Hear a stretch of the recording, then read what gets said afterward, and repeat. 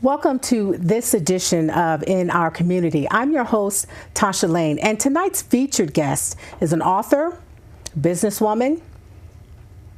She's a woman who's written a lot of books. She's a world server. She's an educator. Our guest tonight, Dr. Rebecca Fields, has written many books, and tonight she's going to talk about her book on human greatness. Thank you for coming to the show. Welcome. Oh, it's a great honor to be here. Tasha, thank you so much. I'm glad you came because I'm excited to talk about this particular book and why you wrote it and all of that. So thank you once again for coming. You know, when I looked at your bio, one of the things that came out first on, written on your bio, it said that Rebecca Fields is a world server. And I said to myself, that really caught my attention, because I think that there's an element of greatness that's linked to serving. Oh. And I want you to talk about your world service. Well, I've done lots of aspects of it. I think probably the largest and the most significant part was working in Russia for 15 years. Mm-hmm. And really what I did over there was to help Russian women become entrepreneurs Russian style, okay, so they could make it on the Russian economy. And some of them, one lady that I knew had started a sausage factory, and had done well enough to buy herself a car, and she would drive her car into a gas station, and all the men came out and knew who she was and thought she was just great. And, wow. And it's that kind of respect, I think, that was so nice for her and other women that I knew in Russia who who had really taken seriously the entrepreneurial training and really practiced it, used it, and did well with it. Okay. Now, this new book that you have, what's the name of the book?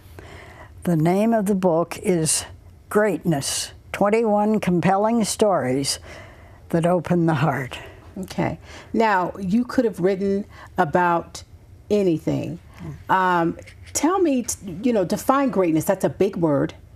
And define it the way you see it and the way it looks like to you. Well, I see greatness as a quality that's potential in every human being, no matter where they come from on this planet. And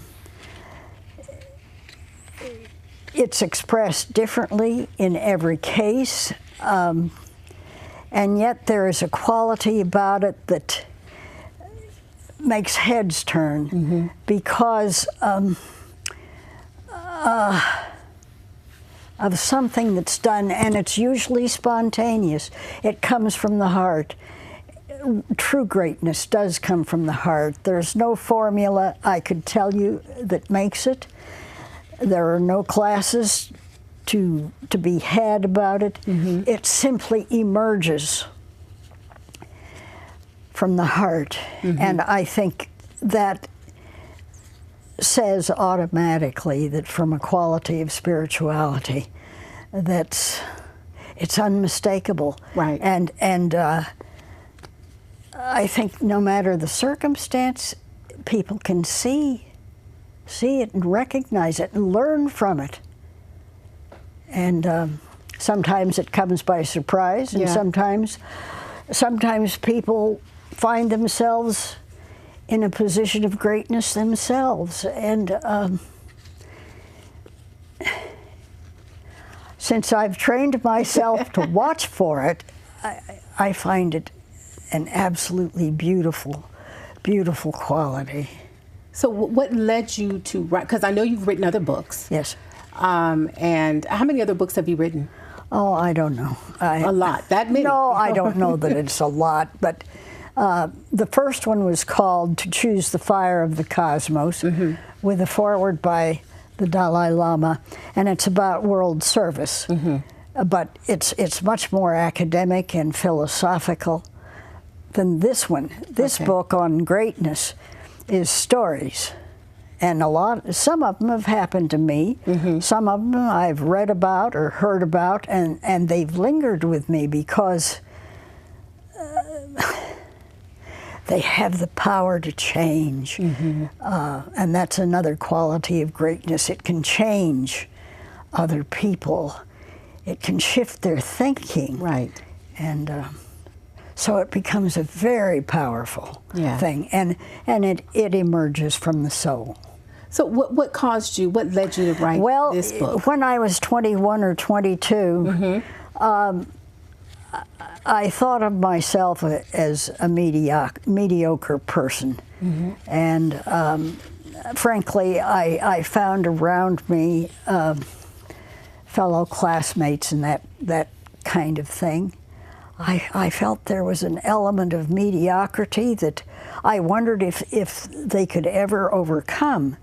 And this question just about the mediocre just came to me and came to me. No matter who I'd meet, I would, we judge others. Whether we should or not, it's a human trait to do that. And so, fortunately, I got involved with other things. I went to Alaska.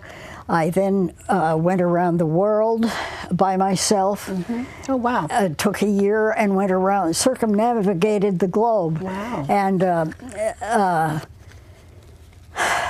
then I forgot about it.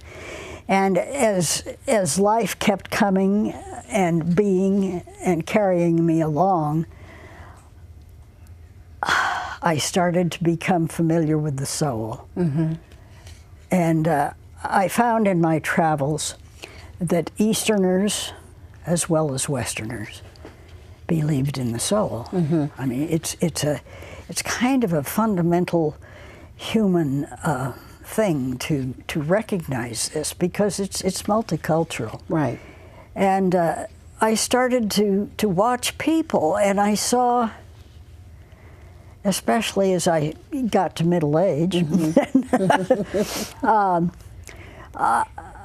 I saw things, and right now I can't tell you what they were, but I was aware that something, as I was seeking, I've always sought to find out what I was supposed to do when I grow up, and I couldn't find it, and it came to be a huge problem for me. And even in your middle age? You were still searching. I felt I was encased in a Christmas tree ball and couldn't get out because this question was so all-pervasive, and I couldn't find an answer to it. So one of the things I did then was to start a nonprofit, an international nonprofit organization. And turned out that I worked some in India, but mostly in Russia. And what I did in Russia was to help women become entrepreneurs. We did some work with medical education. The Russian educational system when I was there was marvelous. Just, very respectable. But there are things that people didn't know, like they didn't know how to deal with diabetes or heart disease. So we got some Russian professional doctors who knew about these things and could help people just with everyday problems that they were having. And then the other ones that my organization dealt with in Russia was about sex slavery. And there were Russians in Saratov, Russia, who had the knowledge and the education to go out into the vaster community around Saratov and teach girls and boys about the sex trade. And having come through communism, they, frankly, they saw glory and wonder and success in prostitution. And so your work there is what kind of opened up your path? It opened up a whole lot. And I've always felt in my world trip around the world, I felt so comfortable, so at ease on the eastern side. Just one of those things. So I loved it. And as I say, we dealt with sex slavery and educated probably 50,000 people in that area about how to avoid it. Okay. And a lot of them thought, nuts, I'm going to do what I want to do. And they went into it. Wow. And frankly, very few of them live beyond 30 years old. Wow. It's So I bet that changed you. Oh, yes, Yeah. yes. It's heartbreaking. Now, let me make it clear. I did my work here in the United States and went over to Russia a half a dozen times. Okay. But I tried to and I did raise some funds so that my Russian colleagues could, again, go to the people, the girls and the boys, and the boys were just as prone to problems as the girls, and teach them how to avoid this. Right, right. And that in and of itself is an act of human greatness on your part. Well, I'm sure, I mean, it is. I mean, how many lives were spared because of the great work that you were able to do? Well, I did it with the Russians. Yeah. And the Russians were just marvelous to work with. And they knew it was a problem. And they didn't want their girls and their sons and daughters to get into this. And, you know, I could tell you a story about one incident that happened, and a Russian mother had gone into a shoe store to get herself a pair of red shoes. And she found a pair that she liked, and she had with her her 12-year-old daughter.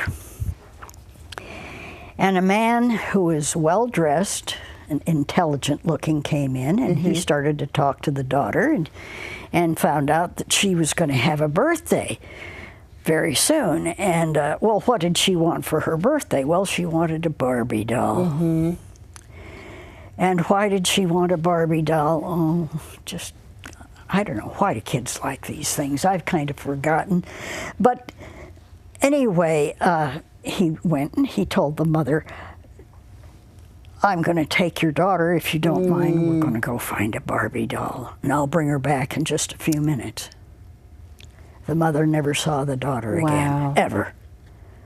Oh, that's terrible. So it's that kind of thing that goes on, and of course, it happened in Russia, but it happens all over the world. Right. And you know, in your book, because you said there's 21 compelling stories, and as we talked earlier, you talked about the maid, your grandmother's maid, and how profoundly she impacted your life. So I want to know, what was it about her life, her character, that, you know, you remember her all these years later? I do. Yeah. And I still love her as I did then. Her name was Edna, and she had a very soft voice and gentle manner. And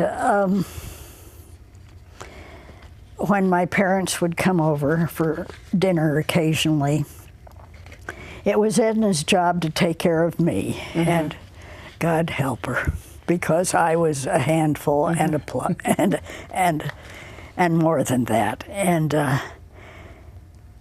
she handled me with gentleness and kindness, always. And so I came to love her and knew that my grandmother wanted me out of the picture. So anyway, my grandmother had a dinner party one night, and Edna was doing the dishes, and I was supposed to help her with the dishes.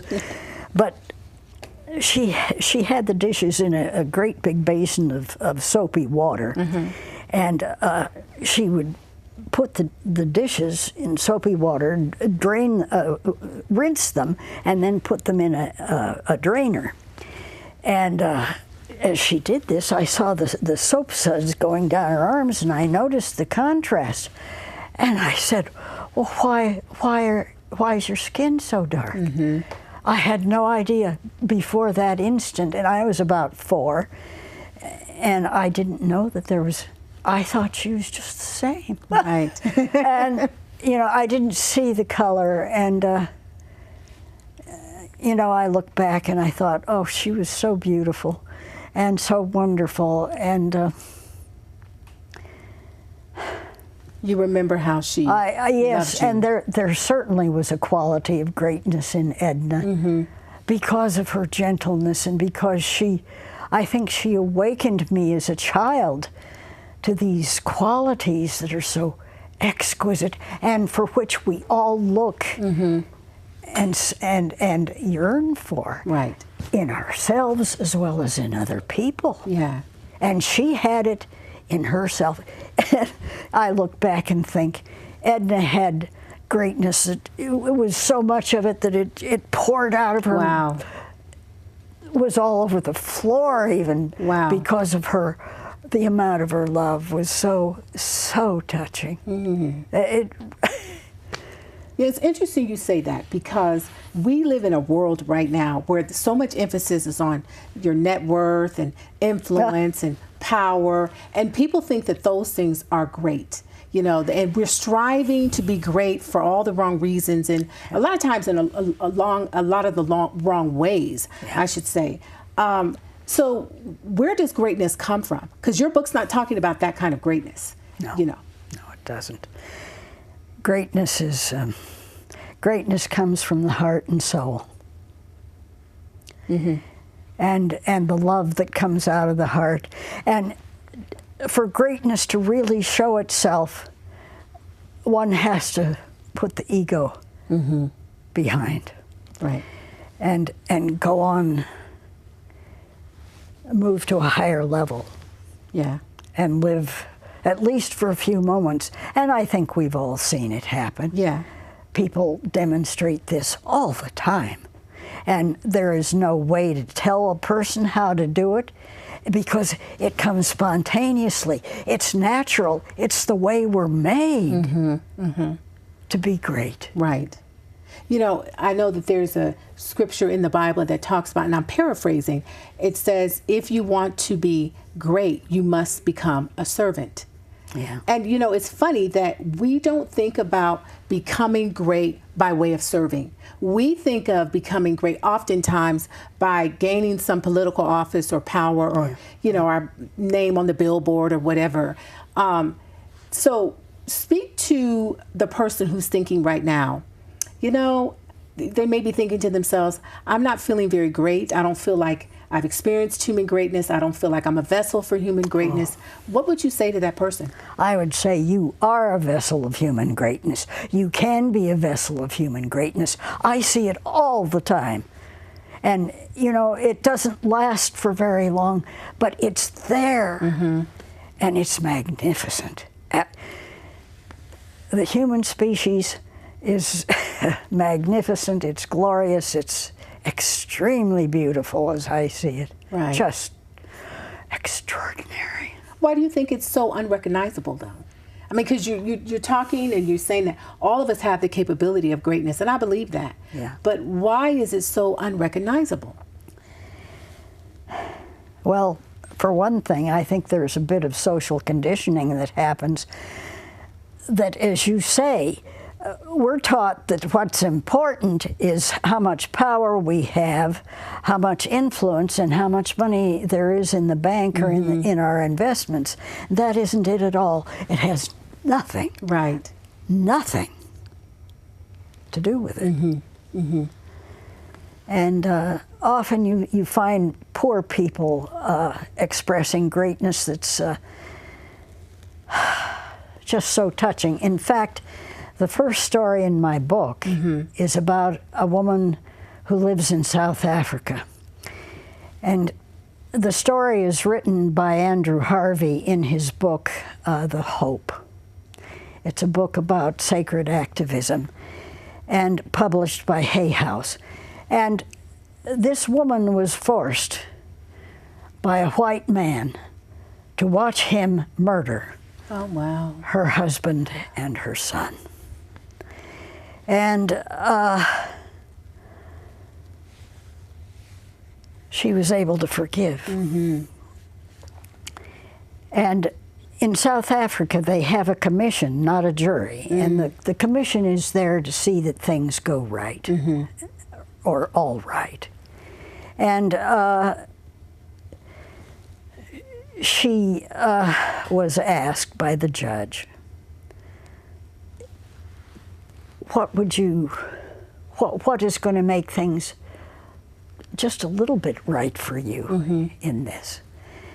And she said, well, first I would like to be taken to the place where my husband and my son were murdered. They were burned to death. Oh, wow. And just before her husband died, he said, forgive him. He doesn't know what he's doing. Mm-hmm. And she never forgot that.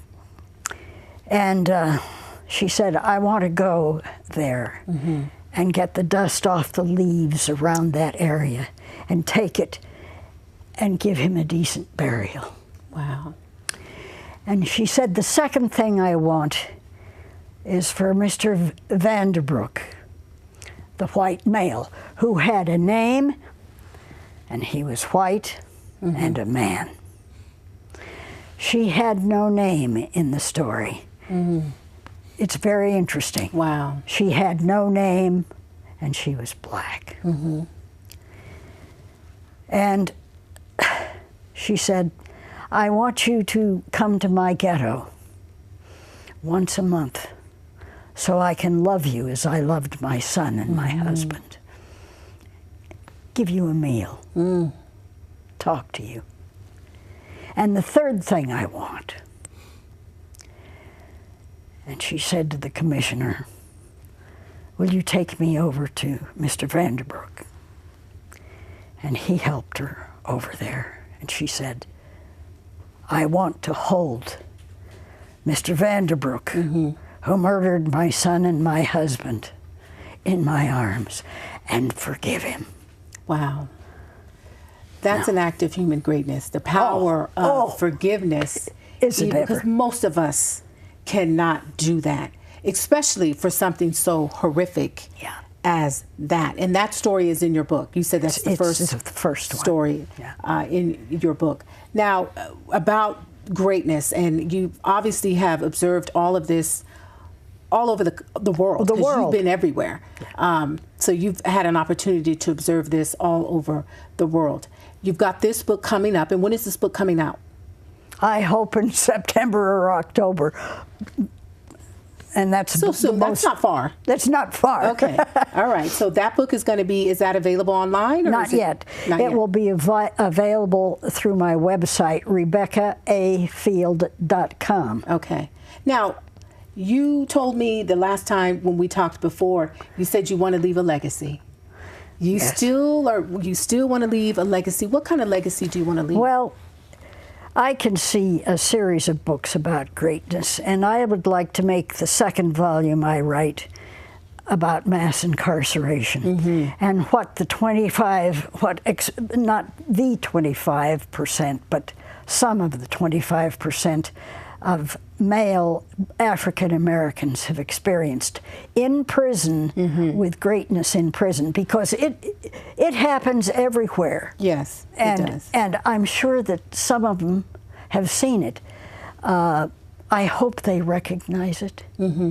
and because it's the kind of thing that has such an energy and intelligence and vibrancy that it can travel all over the world, really. It can. Unseen, yes, but nevertheless, it can travel. What was your question again? Well, I think you answered it. Because I asked you what kind of legacy you wanted to leave. Yes, and